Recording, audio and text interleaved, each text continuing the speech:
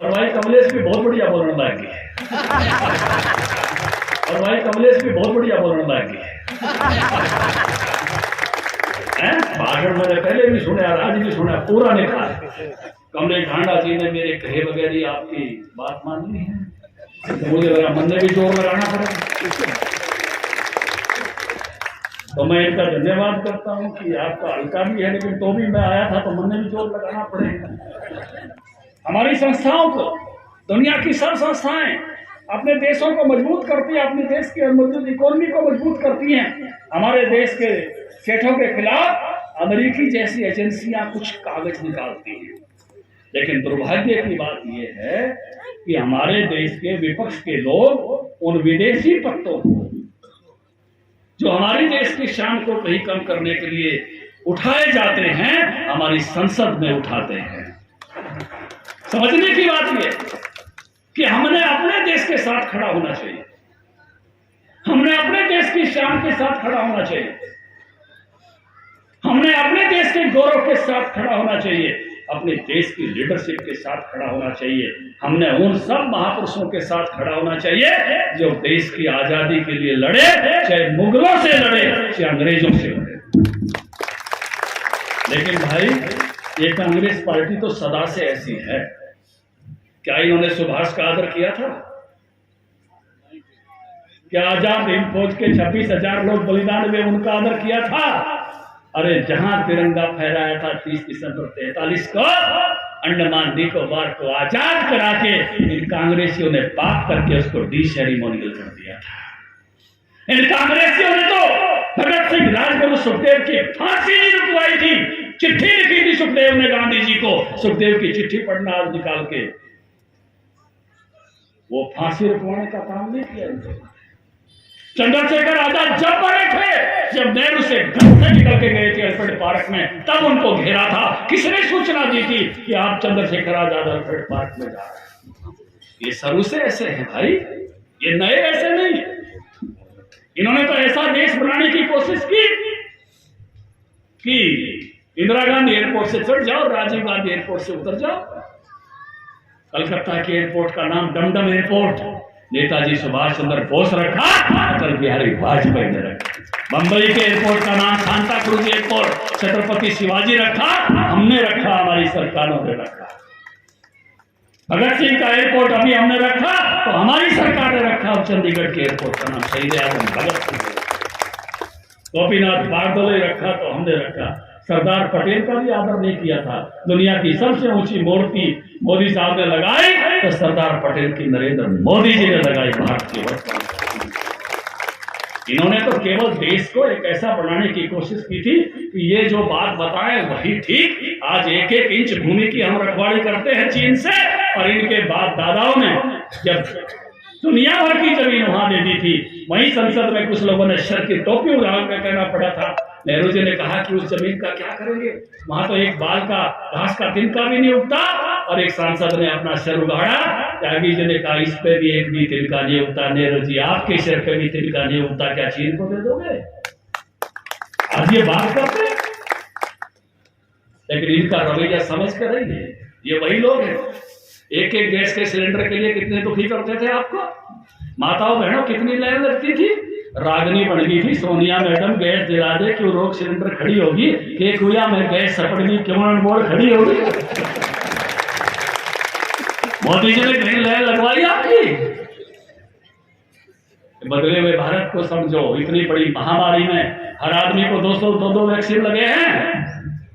भारत सुरक्षित रखा, रोटी पानी से भी सुरक्षित रखा, वैक्सीन से भी सुरक्षित रखा। 80 करोड़ परिवारों को 1 साल हो गया जो है फ्री अनाज देते हुए, अगले 1 साल की जिम्मेवारी इस प्रधानमंत्री ने दी है। ऐसा भारत का लाल जिस प्रकार से आगे बढ़ रहा है, हर दिल में देशभक्ति जग रही है।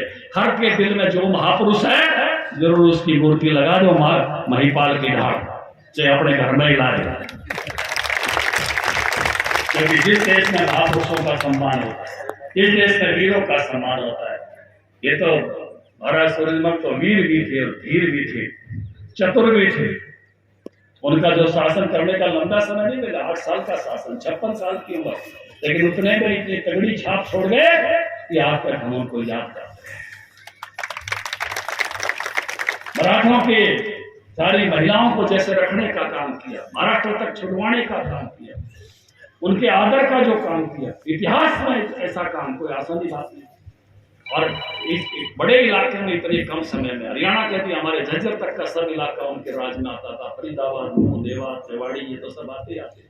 इधर मेरठ से लेकर मैनपुरी तक, आगरा तक उनका शासन, राजस्थान के कई सारे जिलों में उनका शासन। एक अच्छे शासक थे, अच्छे प्रशासक थे, और उनके गुणों से हमने सीखना चाहिए, महापुरुषों के गुणों से।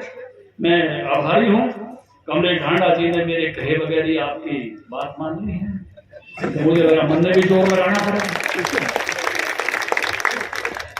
तो मैं इनका धन्यवाद करता हूँ कि आपका हल्का भी है, लेकिन तो भी मैं आया था तो मन में भी जोर लगाना पड़ेगा। अशोक गुज्जर जी भी, राजू मोर जी भी, दीपक शर्मा जी, दिनेश जी, सुरेश रवीश भाई हमारे युवा मोर्चा के बहुत ही अच्छा काम करते हैं, राहुल राणा जी वो भी पधारे, सुभाष हजवाना जी भी, अरविंदर जी भी, योगेश शर्मा भी, अनीता चौधरी भी, राव सुरेंद्र सिंह जी भी, उनका जन्मदिन है भाई 19 को, अभी से बधाई है इनकी। और भाई कमलेश भी बहुत बढ़िया बोलने लगे हैं, भाषण मैंने पहले भी सुना, आज भी सुना, पूरा निकाल। मैं बधाई देता हूँ आपको भी बहुत बहुत।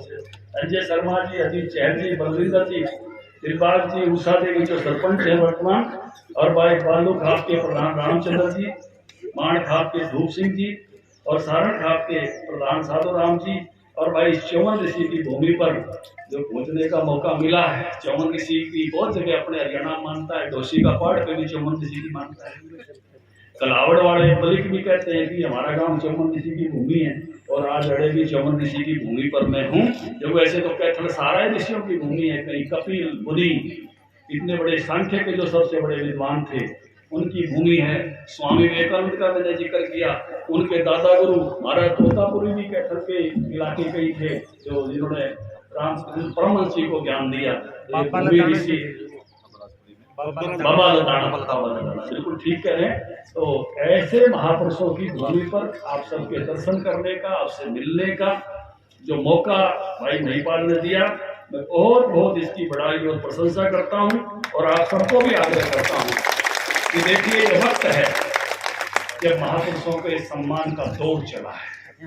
कितने दिन तक अपने भगवान रामचंद्र जी टेंट में बैठे हुए थे, अब भव्य मंदिर में विराजमान हो गए। कितने समय तक जब काशी विश्वनाथ जाते थे बाकी इमारतें बड़ी थी और बाबा छोटी जगह पे थे, अब बाबा भव्य जगह पर।